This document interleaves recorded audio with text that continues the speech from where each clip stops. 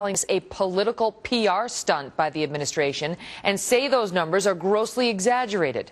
We are now awaiting a news conference with some key Republicans, and Congressman Steve King of Iowa is one of them.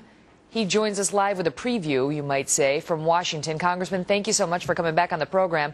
So none other than the Health and Human Services Secretary comes out and says 129 million Americans have pre-existing conditions, and that if you repeal this law, these are the folks who are going to get hurt and are going to lose their coverage. And you say what?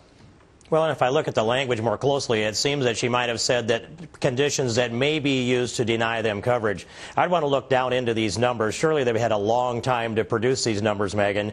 And it's a political response to a policy decision that's been directed to Congress by the American people last November 2nd in the elections.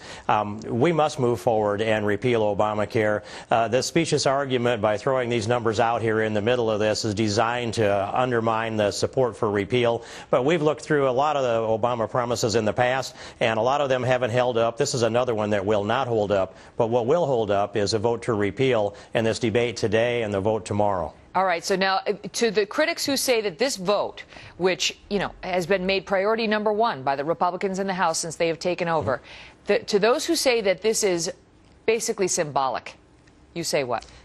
I say that first, no one can lay out a scenario that would get us to the final repeal of Obamacare without including a House vote to repeal it. This is the start. This is the beginning, and many things have to happen to finally pull Obamacare out completely by the roots. How do you get this passed in the Senate? I think that if we can get a vote in the Senate based on a simple majority, and by the way, they sent us a significant component of this by a simple majority, not an overriding the filibuster vote, I think it will pass. The repeal will pass in the Senate. This morning there were 23 Democrats up for re-election in the Senate. Now there are 22.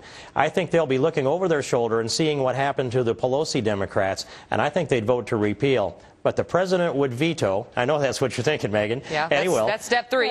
And then the next component of it is we must shut off the funding through the appropriations process that will be used to implement or enforce Obamacare. If we do that in the House, then we can get to the presidential election in 2012, elect a president that will sign the repeal in 2013. That's the strategy, and we must follow through. The Democrats don't think you have the stomach for it because they don't think that you and other Republicans are willing to look at the American people and say, yes, I defunded your 26-year-old who was suddenly getting coverage under your policy. Yes, I defunded you with the pre-existing condition, making it possible for you to get booted off of your policy. Yes, I voted to reopen the Medicare donut hole. They don't think that you have the stomach to go back out and run for re-election with that record.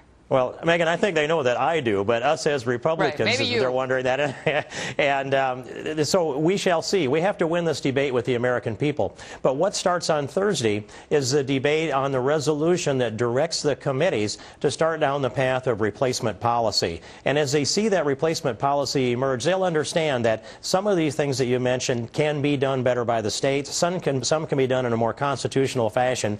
Just because Obamacare was forced upon the American people doesn't mean that any component of it is such that the American people can't let go. Get our freedom and our liberty back, and let's rebuild our health care system constitutionally and fiscally responsible. Is it too late? Because already the AP poll that came out yesterday said that only 1 in 4 of Americans polled now support repeal. Those who fully and strongly support repeal, now the number is down to 30%.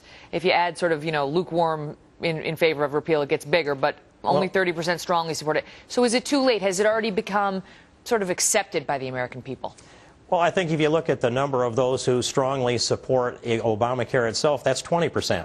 So it's 3-2 when it comes to the strong urgency that's there. Now, I think the American people still reject Obamacare. They have put up an effort to try to run this debate at us in preparation for this debate, and we're going to have to sustain this over 2 years. So a little blip in somebody's polls for a week or two doesn't concern me a great deal, but keeping the real information and the real truth in front of the American people and laying out the path that we will follow in the aftermath of the repeal of Obamacare is essential, and I hope to be engaged in all of that as we go forward, Megan. It will be interesting. The math is I don't know. I mean, the math is interesting because they said that the Obama health care bill gave coverage to 30 million Americans, and now they're saying that if you repeal it, 130 are going to lose coverage. So we'll look forward to your press conference as you guys crunch those numbers and try to figure out that disparity. Well, thank you. We're going to try to get this down to some common sense things. But you remember the president's promises. He said, first, the economy is in a mess. We can't fix the economy unless we first fix health care.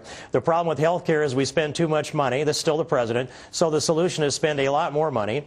And they argued they were going to insure 32 million more people without spending any more money to do that. I mean, there's all kinds of inconsistencies coming out of the administration.